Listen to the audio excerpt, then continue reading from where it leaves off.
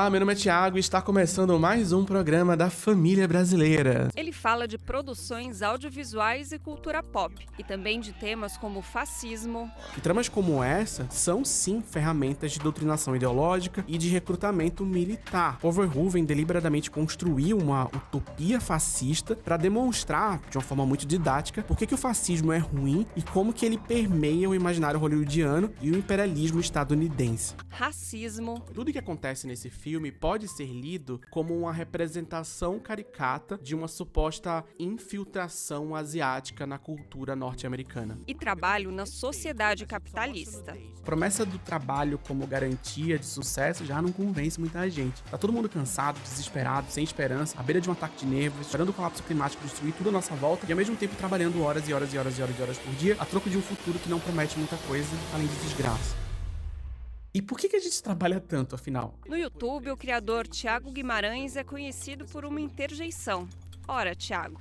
Com vídeos em formato de ensaio, ele analisa produções culturais como filmes, séries e quadrinhos, mesclando teoria e bom humor, e instiga o público a desenvolver um olhar crítico sobre aquilo que consome. E eu simplesmente não acredito em cena necessária ou desnecessária, seja de sexo ou de qualquer outra coisa, seja num filme do Bergman ou em Thor Ragnarok. O BDF Entrevista reestreia com um papo muito especial com Thiago Guimarães, falando sobre indústria cultural, construção do imaginário e o desafio de produzir conteúdo relevante em uma época dominada por algoritmos e pela disputa por atenção. Olá, o BDF Entrevista está de volta. Eu sou Luana Ibelli, é um prazer estar aqui nessa reestreia, ainda mais com esse convidado mais do que especial, Thiago Guimarães, do canal Ora Thiago. Muito obrigada, viu, por ter topado o nosso convite, a gente está super feliz. Eu que agradeço pelo convite, estou muito feliz de estar aqui. Achei muito chique essa vinhetinha aqui me apresentando, é muito interessante ver o meu trabalho sendo analisado, assim, né, com o olhar de outras pessoas, pelo meu trabalho de tantos anos. Tem cena ali de vídeo de 4 anos atrás, já vai aparecer a plantinha ali da minha casa que já morreu há vários anos, e tá ali impactando aí algumas pessoas ainda, que bom. Sim, impactando várias pessoas, porque parece hoje nessa lógica de internet, onde o conteúdo tem uma validade tão curta, ver que o seu conteúdo continua se perpetuando, assim, né? Sim. Se a gente falar de 5 anos, 2021 4 anos, é jurássico em termos de internet, mas ainda é um conteúdo muito legal. E aí já começo aproveitando esse gancho para te perguntar o que você pensou para fazer um conteúdo que fosse tão aprofundado para a internet? Isso foi desde o começo, mais ou menos, era algo que eu já queria fazer algo que fosse mais duradouro, que tivesse uma sobrevida um pouco maior em tempos onde, novamente, como você falou, né, tudo tem uma data de validade muito curta. E quando eu comecei, as coisas ainda não estavam tão escaladas nesse sentido, né? Eu comecei a fazer vídeo em 2019. 2019 parece que era outro planeta, né? Se a gente for pensar. Foi antes da pandemia, foi antes de muitas coisas acontecerem nas nossas vidas. E comecei muito, vamos dizer assim, humildinho, com vídeos curtos, meio que testando o formato, mas com muita vontade de fazer formatos maiores, com muita vontade de discutir temas mais profundos, e à medida que eu ia estudando sobre temas um pouco mais profundos, que eu ia lendo sobre algumas coisas, eu tinha mais vontade de trazer isso, de produzir isso, de produzir algo que me despertasse esse vigor de realmente um certo fazer artístico, vamos dizer assim, porque me coloca nesse lugar de criatividade. Então não é simplesmente um texto e eu tô falando para a câmera, eu gosto de realmente proporcionar uma experiência interessante para quem está assistindo. Então eu penso muito na experiência de quem está assistindo quando eu estou produzindo um vídeo. Eu penso muito na qualidade do áudio, por exemplo. Então eu quero que a minha voz e aquilo que eu esteja falando seja ouvido de uma maneira que seja suave para quem está assistindo, para que não fique irritante, para que a pessoa não fique cansada, para que a pessoa não fique irritada assistindo. Pelo menos esse é o meu objetivo, né, de construir uma experiência interessante para quem está assistindo. E eu continuo com esse objetivo mesmo esses anos todos, mesmo depois de... fez agora 6 anos. E eu vim testando diferentes formatos, aumentando o tamanho dos vídeos, né? Numa época em que o senso comum dizia que o certo era diminuir o tamanho dos vídeos, eu fui aumentando, os vídeos foram ficando maiores, os vídeos foram abrangendo temas mais profundos, porque eu fui sentindo também esse retorno da audiência, a audiência me dizendo, não, eu quero mais, me dá mais, fala mais, me conta mais do que você está pensando, fala mais do que você está lendo, faz mais conexões aí pra gente assistir. Inclusive é muito satisfatório o seu canal quando a gente chega no final do vídeo, que é aquele crédito infinito de apoiadores, e isso traz essa coisa de que existe público para isso, né? Fico pensando nesse exemplo que você deu, dos seus vídeos aumentarem, tem o canal ContraPoints, que é um exemplo disso na internet. São vídeos de 2 horas, super bem trabalhados, Sim. com milhões de visualizações. Então, tem público que se interessa. E tem mais, né? viu? Não só, ela é uma referência muito importante desse formato. E hoje em dia tem vídeos de 3, 4, 5 horas de criadores incríveis que ficam ali dedicados, às vezes, a uma obra só. Então tem vídeo lá de criador que, eu assisti 6 temporadas dessa série de 20 anos atrás e a gente vai conversar sobre isso aqui nesse vídeo. É um vídeo de 4 horas, eu já assisti vários vídeos como esse.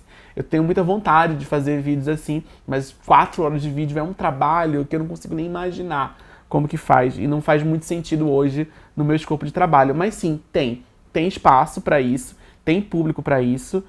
A gente precisa entender que formato é esse, que linguagem a gente usa para fazer um vídeo como esse, que elementos audiovisuais a gente usa para se conectar com a audiência durante 1h30, 2 horas, 3 horas, que seja.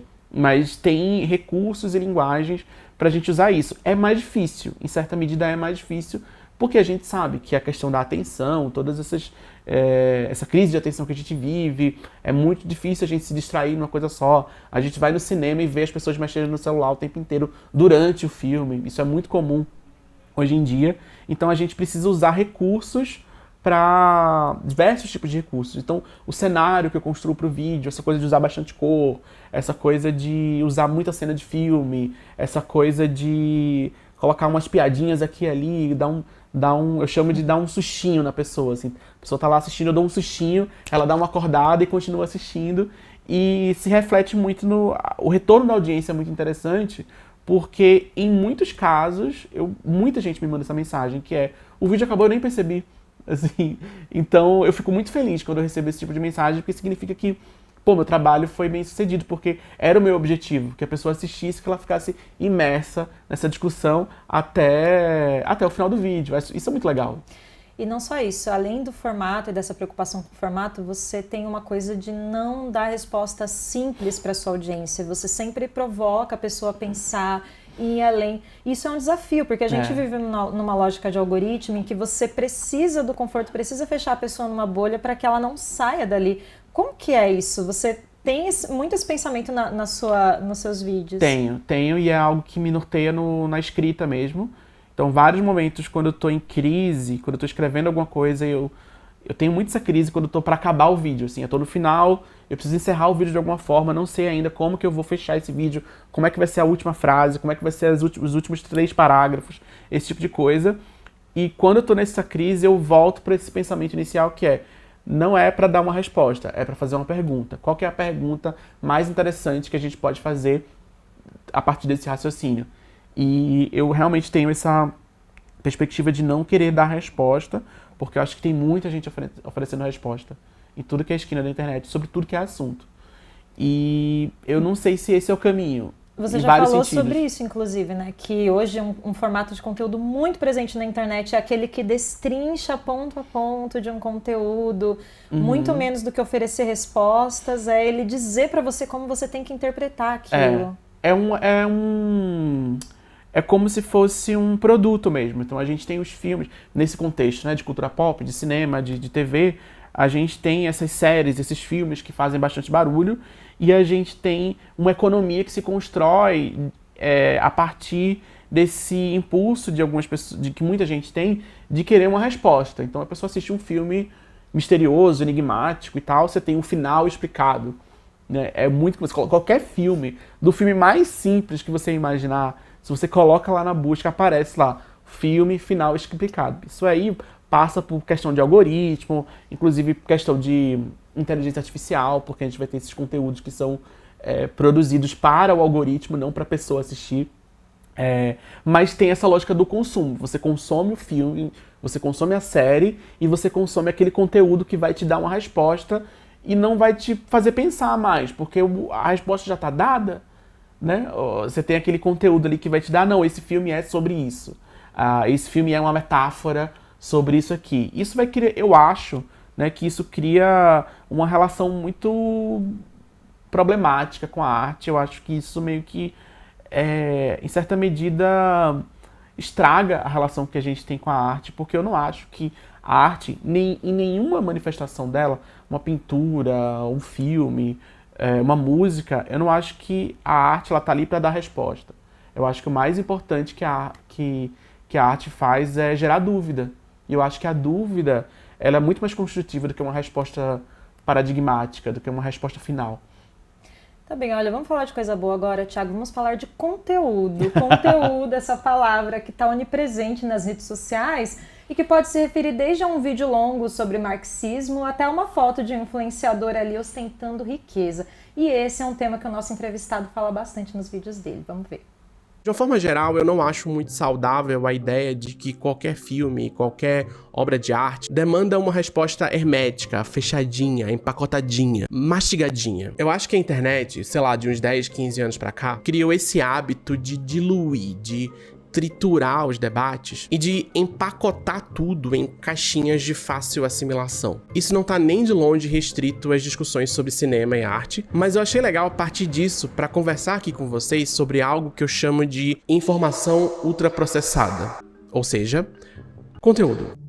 A primeira vez que a palavra conteúdo foi usada de uma forma mais ou menos parecida com a que a gente usa hoje foi num texto escrito pelo Bill Gates em 1996, onde ele disse o seguinte: o conteúdo é onde eu espero que a maior parte do dinheiro de verdade será feita na internet, assim como aconteceu na radiodifusão. Repara que conteúdo aqui é um termo que está inerentemente atrelado a dinheiro e a mercado. Guarda isso. De uma forma geral, a ideia que o Bill Gates apresenta no texto é o que a gente já se acostumou hoje em dia, mas era novidade lá nos anos 90. A internet como um depósito de qualquer coisa.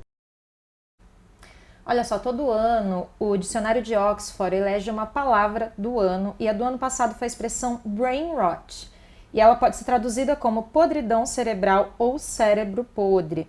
E aí, Thiago, essa palavra está totalmente relacionada ao consumo desenfreado de vários conteúdos e a gente não está falando só de consumir besteira, a gente também está falando de conteúdos aprofundados. Então, por exemplo, no caso do seu canal, eu sou a pessoa que estou bem viciada nessa coisa de redes sociais, de ficar vendo muita coisa. Já o meu marido é o contrário, ele gosta de consumir as coisas bem devagar, então sempre que eu quero assistir 2 vídeos do seu canal ao mesmo tempo, ele fala, não, vamos dar um tempo pra gente digerir. Então tem também essa questão, como que você vê isso? Também é uma forma da gente pensar no nosso consumo nas redes sociais hoje, seja de um vídeo curto ou de um vídeo mais aprofundado como o seu? Tudo passa por esse lugar do consumo, né? Infelizmente. Eu acho que esse é um grande, talvez um grande paradigma dos tempos de hoje. Que é algo que é mais antigo, né, do que as redes sociais, onde essa lógica onde tudo se torna um produto. Então, quando o Bill Gates vai lá e fala nos anos 90 que o conteúdo é onde a gente vai ganhar dinheiro com a internet, ele isso deixa bem claro pra gente que é um projeto que foi construído de transformar tudo em conteúdo. Então, a notícia que a gente assiste, a notícia que que impacta a gente sobre alguma política do governo, a notícia sobre alguma celebridade, o vídeo reflexivo sobre alguma coisa, a coluna de alguém, de um crítico literário sobre qualquer coisa, a tirinha da Laerte, tudo vai meio que sendo aglutinado nesse lugar, nessa palavra que é a palavra que serve para aglutinar tudo, que é conteúdo. Então a gente não tem uma hierarquia entre uma coisa e outra. A gente está vendo o massacre na faixa de Gaza, ao mesmo tempo que a gente está vendo um meme na sequência. A gente não tem hierarquia, a gente não tem... As coisas não têm os seus devidos pesos. É tudo meio que um grande espetáculo. Não só sendo conteúdo, mas também entretenimento. Todas essas coisas e essas diferenças de assuntos se tornam meios para entreter quem está assistindo.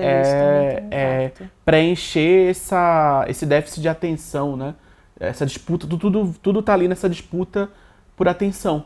Então, e tá todo mundo... E tem uma lógica mercadológica por trás disso, porque a gente vai ter esses grandes influenciadores, esses grandes perfis, essas páginas que divulgam todo tipo de conteúdo, que são empresas, são negócios, que têm aportes financeiros, que dependem dessa métrica da rede social, que estão atreladas a essas plataformas digitais. Então tem uma economia girando ali por trás da nossa crise de atenção.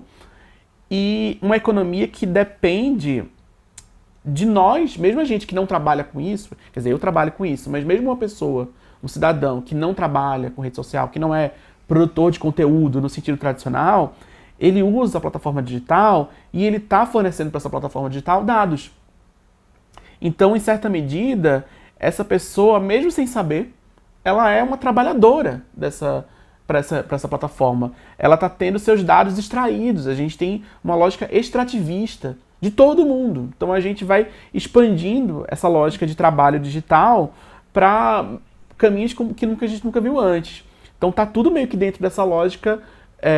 Não é simplesmente essa crise de atenção, nossa, tá todo mundo mexendo no celular. Não, tem uma lógica financeira por trás disso. Tem uma lógica de extrativismo de dados por trás disso. Tem um mercado que se constrói a partir disso. Né? Essas páginas que divulgam notícias sensacionalistas, por exemplo, elas fazem isso porque elas têm os dados. Elas têm dados ali que as plataformas fornecem para dizer, não, isso aqui é o que vai chamar mais atenção. Isso aqui vai chamar menos atenção. E se a gente construir dessa forma, a gente vai ter o resultado X, que vai gerar o dado Y, que o Analytics vai ficar bem bonitinho ali pra gente, e a gente vai ficar bem bonitinho aqui no PowerPoint, que a gente vai apresentar aqui para um investidor e vai pedir um aporte financeiro.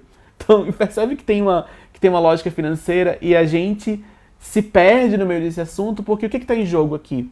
Uma série de coisas. Mas está em jogo também a informação que circula. A informação que circula sobre o que está acontecendo no governo, a informação que circula sobre os nossos direitos, sobre escala 6x1, sobre toda a regulação das plataformas. Pois é, e todas essas discussões todas parece que elas só passam a fazer sentido se elas podem gerar esses cliques, se elas podem ter um viés ali sensacionalista, porque elas, enfim, estão dentro dessa lógica. E aí, Thiago, eu fico pensando também na questão do próprio criador. Você, como um criador, né, por mais que queira fugir dessa lógica, e todas as pessoas que também estão trabalhando com isso, é muito difícil, porque é um sistema que te empurra para isso o tempo inteiro. Então, como lidar com isso, inclusive pensando na questão da saúde das pessoas? Existe toda uma discussão sobre isso, né?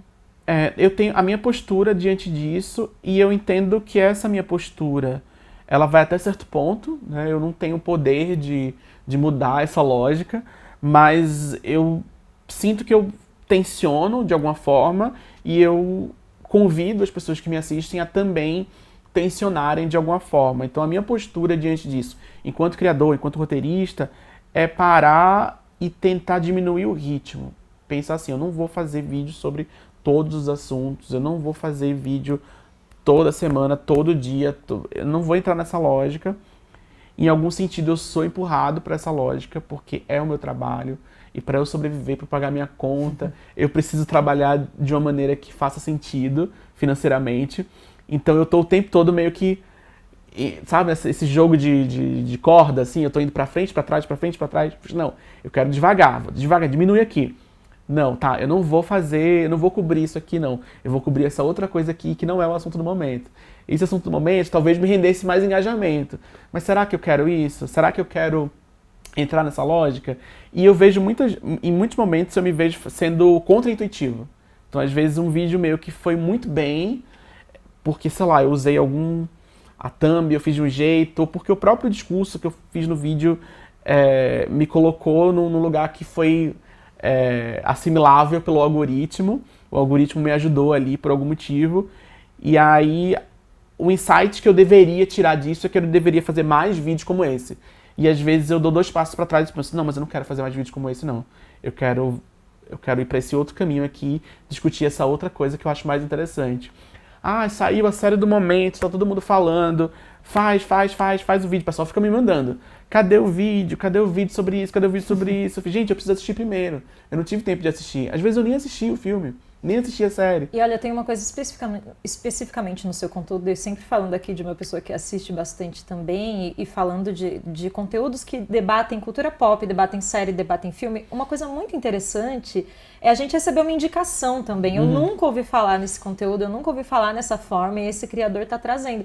Então, acho que essa lógica hoje também acaba prejudicando um pouco isso de você conhecer algo novo por meio daquela pessoa que você admira, enfim, que está trazendo informação. Porque tudo parte dessa lógica de uma lógica de algoritmo, né? Então, são sempre os mesmos produtos, nas mesmas plataformas, produzido pelas mesmas pessoas. Parece que é uma diversidade muito grande, mas aí as pessoas estão assistindo sempre os produtos das mesmas empresas, com os mesmos atores, e às vezes eu faço esse esforço de olhar para trás e falar assim, putz, eu quero falar de filme brasileiro. Eu adoro falar de filme brasileiro, adoro assistir filme brasileiro. Deixa eu dar um passo para trás aqui e assistir um filme da década de 70. Eu vou assistir aqui, sabe? Eu não quero assistir a série do momento. E a série do momento, muitas vezes, ela dura uma semana. O assunto, por isso que a gente estava falando logo no começo, você falou, né? Conteúdo duradouro. Pô, se eu for ficar falando sobre a série do momento, nunca mais ninguém vai assistir o vídeo, porque todo mundo já esqueceu da série do momento. Na semana seguinte, ninguém mais está nem falando. E aí eu acho que é mais interessante a gente pensar num conteúdo duradouro, em algo que vai ser, vamos dizer assim, digerido de uma forma mais sustentável. No vídeo que vocês colocaram aqui, eu uso esse termo, né, que é informação ultraprocessada, e eu faço essa comparação com comida, que eu acho muito interessante fazer esse paralelo, porque se a gente pensar no consumo de ultraprocessado, né, aquela comida semi-pronta, aquela comida que é empacotada, que é fácil, que é barato, que está ali acessível, e ela está acessível por uma série de motivos, e a gente tem no Brasil desertos alimentares, né, no Brasil. Então, pessoas que só têm acesso a esse tipo de comida, uma comida de baixa qualidade, uma comida muito calórica, é uma comida que não é nutritiva, ela só encheu a sua barriga, ela não te nutriu de alguma forma. Então, trazer esse paralelo com a informação, eu acho isso muito interessante. Não só informação, mas informação, arte, conhecimento.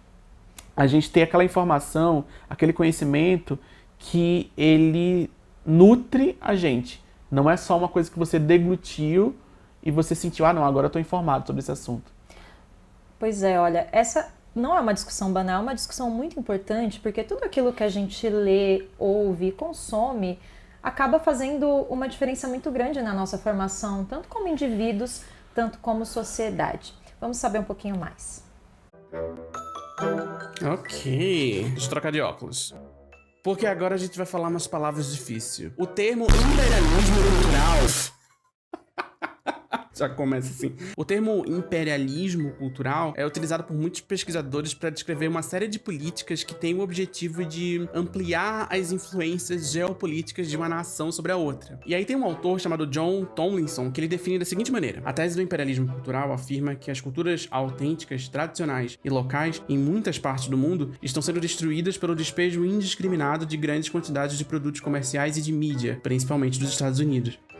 Agora é o seguinte, eu sei o que isso tá parecendo. Fora FMI, fora ALCA, fora Estados Unidos. E sim, por que não? Mas deixa eu explicar umas coisinhas. Eu, pessoalmente, não acredito muito nessa ideia de culturas puras, intocadas do resto do mundo. Intercâmbio cultural é algo que acontece, é natural. Todos os dentistas recomendam. Mas existe uma ideia de que a gente é bombardeado por um tipo específico de produção cultural. E não dá pra negar que existem estruturas de poder por trás desses produtos midiáticos. É disso especificamente que eu quero falar aqui. Então vamos lá. Indústria cultural, um conceito que faz parte da formação de qualquer pessoa que teve contato com comunicação. Foi um dos primeiros temas que eu estudei na faculdade de jornalismo. Você também passou por isso, estudando rádio e TV, né, Thiago? Sim. Ainda faz sentido hoje em dia falar em indústria cultural?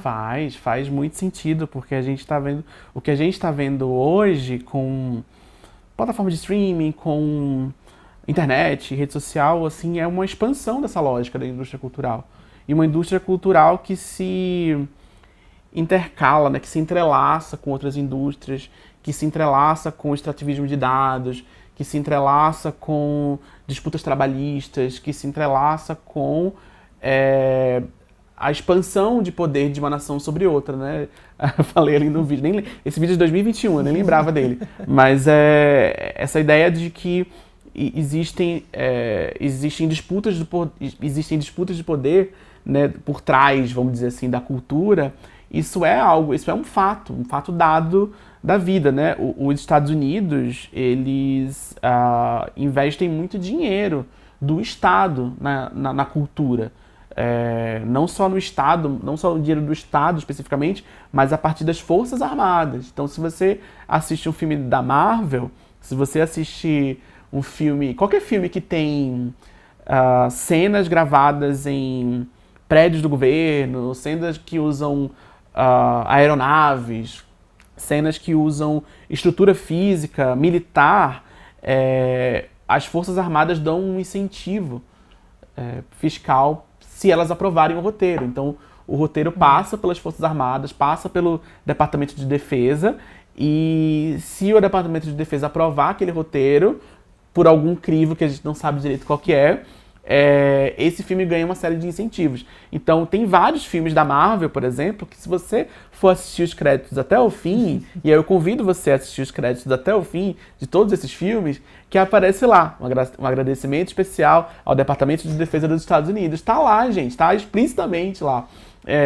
E isso é histórico, isso não é agora, isso não começou agora, isso não começou nos anos 80, isso é histórico. O cinema, a cultura, sempre teve entrelaçado com o Estado. O que a gente vê agora, por exemplo, na Coreia do Sul, com essa coisa das produções coreanas, com a coisa da produção de audiovisual e de música, existe com muito investimento estatal, com muito investimento em cultura e numa lógica de disputa por poder mesmo, porque o que aconteceu na Coreia do Sul era justamente uma tentativa de... primeiro, uma tentativa de se proteger das produções japonesas, né? O Japão foi uma força colonial ali na Coreia do Sul por muito tempo. Quando eles teve uma abertura econômica, e o Japão tem um histórico, né, de produção cultural, de uma indústria cultural muito madura, a Coreia do Sul fez um plano, né, um projeto de cultura para se proteger do bombardeio de produtos culturais coreanos que iam entrar no país a partir do fim de um acordo comercial que eles tinham lá. Estou citando, resumindo muito pra gente entender, assim. Então, era uma tentativa de se proteger da invasão, entre aspas, né, da invasão japonesa, invasão cultural japonesa, e uma maneira de se posicionar como uma potência cultural, como uma potência para o resto do mundo. E hoje a Coreia do Sul é uma potência da indústria cultural. A gente tem... no mundo inteiro, consome-se muitos produtos culturais coreanos, não só de música, não só de cinema, não só de série de TV, mas de cosmético, de uma série de produtos mesmo que são consumidos. Tudo está muito entrelaçado. Então a gente está falando, sim, indústria cultural é uma realidade que vem escalando cada vez mais e que se entrelaça com outras táticas de poder, com outras disputas, com guerra, com disputa comercial, com tarifa, com um monte de coisa. Bom, eu quero entrar num assunto agora, Thiago, que eu tenho certeza que você vai gostar, porque é um autor, né, que você cita sempre, que é o Mark Fisher. No livro Realismo Capitalista, ele defende que atualmente ninguém mais acredita que o capitalismo é um sistema econômico justo que pode melhorar a vida das pessoas. Apesar disso, ainda existe a ideia de que esse é o único sistema possível e isso aparece sempre nos produtos culturais. Então, como eu já disse, né, você gosta do Mark Fisher, queria que você comentasse isso trazendo exemplos também. A gente tem uma crise do imaginário, né? Eu acho que é o David Graeber que fala isso também, que é um outro autor que eu gosto bastante. Ele fala sobre essa crise do imaginário. Outros autores falam sobre isso, né? Que é esse momento ali do final dos anos 90, né? Na verdade, dos anos 90, desde a queda do Muro de Berlim. Então a gente tem essa ideia de que o capitalismo venceu e que não existe mais nenhuma outra alternativa. Isso vai escalando. Toda a produção cultural, principalmente em Hollywood, passa muito por esse momento, assim, de o Muro de Berlim caiu e agora? E aí, o que a gente tem? Não existe mais alternativa. O Mark Fisher, ele vai falar do filme Wall-E, né? Nesse livro mesmo, Realismo Capitalista, ele usa o filme Wall-E como exemplo de um filme que mesmo depois do colapso do planeta, o capitalismo persiste. Então a humanidade, ela tá numa colônia espacial, o planeta completamente destruído, e o sistema ainda é o capitalismo, ainda vive-se pela lógica do consumo desenfreado, e é nessa coisa de... essa desesperança, né? Eu não sei nem se é desesperança exatamente a palavra, mas um certo cinismo. E eu vejo isso no dia a dia, conversando com outras pessoas, na conversa sobre inteligência artificial, por exemplo, quando a gente coloca esse assunto com uma perspectiva crítica, quando a gente analisa isso com perspectiva crítica, muita gente do meu círculo assim fala, mas não tem isso, não é assim e acabou. E a gente, a gente está disputando. E aí na cultura pop a gente vê isso em muitas obras de ficção científica dos Estados Unidos. Tem essa crise do imaginário também. A gente tem, por exemplo, a série Black Mirror, que tem essa coisa do isso é muito Black Mirror. Então são aqueles cenários desencantadores, né? Aqueles cenários desencantados, cenários pessimistas, cenários tristes, mas não tem nada, não há resposta para esses cenários. É simplesmente, é assim que é. Isso é muito Black Mirror. Aí você olha para sua volta e fala, realmente, isso é muito Black Mirror, mas não existe um impulso de o que eu faço com isso a partir de agora. Eu não acho que nenhuma obra de arte, nem nada, tem a obrigação de proporcionar isso. Então, eu acho que existe valor em fazer uma descrição muito apurada da realidade pela lógica da ficção científica. Eu não acho que isso é um demérito de nada. Mas é interessante a gente observar que, igual o Black Mirror, tem vários outros produtos culturais que sempre passam por esse lugar do desencanto e não oferece nenhum tipo de proposta, não fala-se sobre nenhum tipo de proposta. Isso não aparece nesses filmes. Tem um filme que eu até fiz vídeo de 2 anos atrás, que é O Mundo Depois de Nós, que é um filme dirigido pelo o criador da série Mr. Robot, que eu não vou lembrar agora o nome dele, tenho uma péssima memória com o nome, gente, mas é um filme com a Julia Roberts, da Netflix, que também passa por esse tipo de lugar, também tem esse lugar de, a gente vai fazer aqui uma descrição muito apurada da realidade. Tem todo um imaginário conspiratório nesse filme sobre o governo. O Obama, a produtora do Obama financiou esse filme e tudo mais. Então, ele tem um imaginário em torno desse filme é um filme que... A premissa do filme é que um dia acabou a internet. Né? Tem uma família lá numa casa e acabou a internet. E acabou a internet no mundo inteiro. E ninguém sabe o que está acontecendo porque não tem internet para a pessoa descobrir o que aconteceu. E aí, enfim, passa por uma série de questões lá. E tem essa coisa do como o Obama, a produtora do Obama financiou esse filme, então o Obama deve ter... E é baseado num livro, né? Então o Obama foi lá, fez o filme baseado no livro, leu o livro, gostou e fez. Nossa, se o Obama gostou, é porque tem algo de verdade aqui. Então sabe Deus o que vai acontecer. Então é muito realista e a gente tem essa ideia também de que tudo que é distópico é real, é realista e é mais válido. Eu tenho essa crítica também na distopia. E passa por esse lugar do desencanto. E agora? O que a gente faz? Não tem nenhum tipo de discussão sobre alternativa e não tem nada propositivo. É simplesmente a tristeza e acabou, sabe? Pois é, e eu fecho até com algo que você mesmo traz no seu livro, né, para fechar o assunto, que é talvez imaginar o fim do mundo acabe sendo mais difícil do que imaginar o fim do capitalismo. Sim. E aí, bom, dentre tudo isso também tem outra discussão muito legal pra gente fazer, que é da nostalgia. Antigamente não era tão bom assim, uma frase que aparece na thumb de um vídeo do canal Hora Thiago, justamente sobre esse tema, a nostalgia. E essa constante volta ao passado virou mesmo uma marca da cultura pop atual. O que tudo indica, 2024 vai ser o primeiro ano da história em que as 10 maiores bilheterias do ano são sequências. Tudo vai depender, na verdade, do desempenho de Wicked, que não é uma sequência, mas é uma adaptação de uma peça de 2003, adaptada de um livro de 1995, que é meio que um spin-off do Mágico de Oz, um filme lançado em 1935, baseado no livro de 1900. Bom, em Fantasmas da Minha Vida, o Mark Fisher faz um breve apanhado histórico de como a nostalgia se tornou um caminho seguro de sucesso de bilheteria. Depois da Segunda Guerra Mundial, a Europa viveu o que se chama de estado de bem-estar social. E uma das características fortes desse momento político eram as bolsas e os incentivos ao ensino superior. Artistas podiam ir para a faculdade, experimentar diferentes técnicas, diferentes linguagens, beijar diferentes bocas. E durante a década de 60 até a década de 80, esses ambientes universitários europeus se tornaram propícios para experimentações artísticas. Mas aí, o que aconteceu com tudo isso?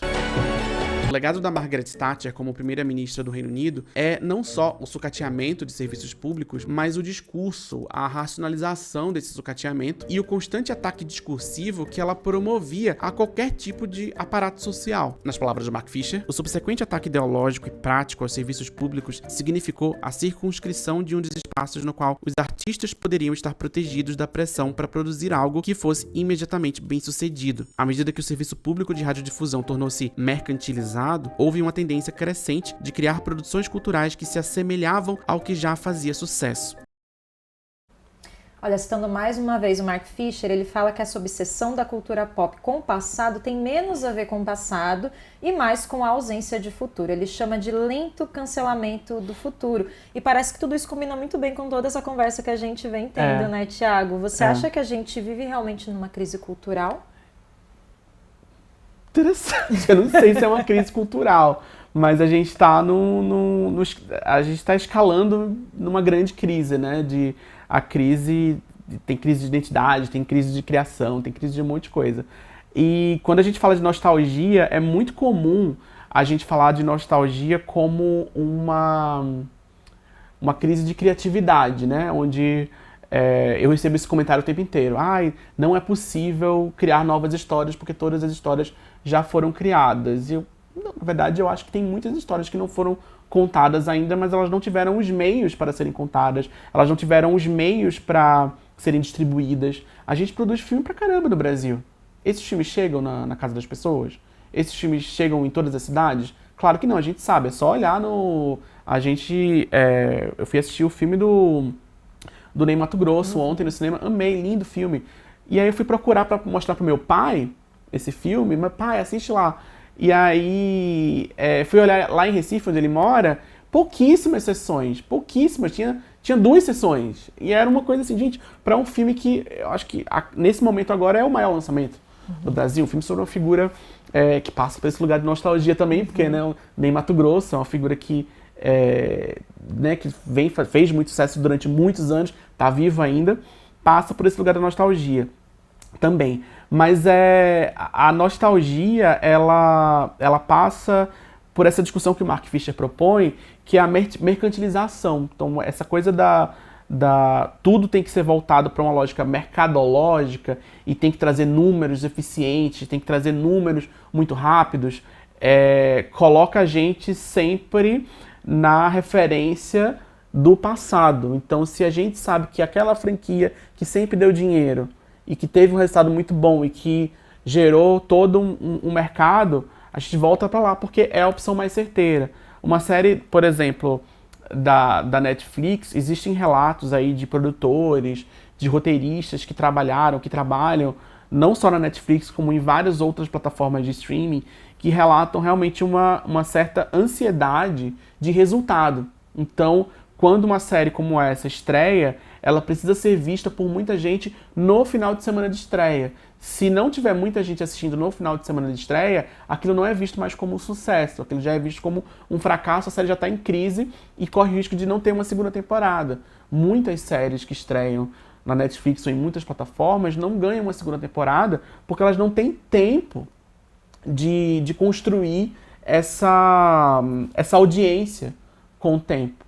A gente tem essas obras de antigamente porque a gente passou anos apegado a essas obras. A gente passou anos assistindo aquilo ali. Tem uma série como, por exemplo, The Office. Não sei se você já assistiu. Tem uma história clássica de The Office, que a primeira temporada não reverberou bem com a audiência. Eles tiveram que repensar a série como um todo para numa segunda temporada estrear com um novo olhar, com uma nova pegada. Tiveram tempo, tiveram condições. Como é que se faz? Que condições materiais o criador tem para fazer isso? Quem são as pessoas que têm direito a errar na primeira temporada e ter uma segunda chance na segunda temporada? E a gente pensa, uma série da relevância de The Office, talvez numa lógica atual, ela nem nunca teria sido cancelada.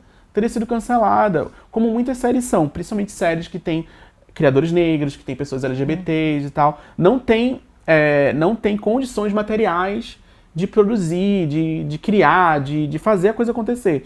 Então, o que eu acho interessante desse olhar do Mark Fisher sobre a produção cultural, sobre a nostalgia, ele vai para um olhar muito eurocêntrico, muito especificamente ali da Inglaterra, da Margaret Thatcher e tudo mais, mas eu acho interessante esse olhar material, dele olhar assim, não, a nostalgia não é uma coisa inerente que tá no ar, que tá na natureza humana, a gente sempre volta pro passado. Não, a gente volta pro passado porque a gente volta pro tempo em que existiram condições materiais para que esses grandes produtos pudessem existir e pudessem tocar o coração, vamos dizer assim, de muitas pessoas. E a arte precisa disso. Quando a gente fala, por exemplo, que eu estava falando do cinema brasileiro, do filme do Ney Matogrosso, gente, que a gente precisa de condições materiais para que esse filme seja exibido em todo o país. Por que o filme do Mato Grosso não está sendo exibido em todo o país, sendo que é um artista que é conhecido por todo o país? Existe o interesse de muitas pessoas em assistir esse filme. Esse filme tem que ser exibido, tem que ter cota de tela, tem que ter uma distribuição justa. Por que tem o filme do Ney Matogrosso? Por que não tem o filme do Ney Matogrosso, mas tem o filme lá da Disney, de outras empresas, da Warner e tudo mais? Esses filmes estreiam aqui com dezenas, centenas de salas exibindo o mesmo filme. Às vezes salas vazias. Pois é, isso que você está me falando, né, me faz até voltar nessa questão do Mark Fisher, que você comentou, tem essa visão eurocêntrica, e ele faz essa crítica também um pouco a partir disso, e você acabou de trazer um exemplo de que tem muita produção também que foge um pouco dessa lógica, e aí te faço duas perguntas, né? Essa produção, por exemplo, aqui na América Latina, a gente tem muita coisa boa sendo produzida também que foge um pouco desse assunto que a gente está falando de crise cultural. Então, talvez essa crise que abrange aí esses conteúdos de culturas dominantes, será que ela pode trazer coisas positivas também, no sentido de elevar outros tipos de conteúdo? E depois, a gente já se encaminhando para o final, quero muito que você indique conteúdos para a gente. Mas vamos falar primeiro desse assunto. Tá, você acha que a crise ela pode trazer novos olhares, novos conteúdos? Eu acho que a crise pode ser uma janela de oportunidade, mas a gente não pode esperar que essa inspiração, que esse lugar surja como algo da natureza. A gente precisa lutar por condições para que essa arte seja produzida, para que esses filmes sejam produzidos, para que os profissionais do audiovisual, que os profissionais da arte tenham condições materiais de estudar arte, tenham acesso à educação para aprender a história da arte, tenham acesso aos meios de produzir cinema, aos meios de produzir arte. Então eu acho que a luta, se a gente está considerando que há uma disputa, a luta tem que ser por aí, pra gente ter condições. Não esperar que tenha algo inerente, que vai, a crise vai produzir melhores artes. Eu lembro muito dessa discussão, a gente ouve muito isso no senso comum, porque a música da ditadura, a ditadura foi horrível, mas produziu, né, muitas músicas boas. Tipo, é verdade, teve muitas músicas boas na ditadura, mas não é a ditadura não produziu. Pessoas que tinham acesso a instrumentos musicais, que tiveram uma boa educação musical, que tiveram acesso às condições materiais, ao tempo de produzir arte. Né? Quem é que tem tempo de produzir arte? Quem é que tem tempo de pensar a arte? E para além disso, também pensar nessa coisa de gente esperar grandes tragédias para que isso seja o grande impulsionador dos nossos conteúdos. Esse discurso ele é perigoso, né? E agora, Thiago, para a gente encerrar, eu quero que você fale 2 conteúdos pra gente ter em vista. Conteúdo mesmo, assim, de YouTube? Pode ser filme, série, filme. Que você tá eu vou indicar filme. Eu vou indicar filme, então. Deixa eu pensar aqui qual foi o último filme que eu assisti. Vão assistir o filme do Ney Matogrosso, Homem com H, tá passando no cinema de todo o Brasil. Todo o Brasil assim, né? Tá passando em algumas capitais, em algumas salas de cinema. Dá uma olhada pra ver se tá passando aí nas salas de cinema da sua cidade. O filme é maravilhoso, é encantador, é muito legal mesmo. E é muito importante assistir nessa primeira semana, assistir no começo, para que ele continue sendo exibido nas próximas semanas e mais pessoas possam assistir. Eu vou indicar também um filme que não está disponível em lugar nenhum, mas eu vou jogar aqui, quem procura acha, que é um filme que eu assisti recentemente, que eu tenho indicado em todo lugar que eu vou. É um filme chamado O Menino e o Vento, um filme brasileiro de 1967, às vésperas do AI-5, e é um filme homoafetivo, é um filme sobre 2 homens, enfim, eu não vou falar muito spoiler porque o filme é muito interessante e é um filme muito importante, é um filme que muita gente deveria assistir e eu acho que ele passa por uma lógica que eu acho interessante, que é a gente tende a achar que produções com temática LGBT é um fenômeno recente, é um fenômeno de 20 anos pra cá.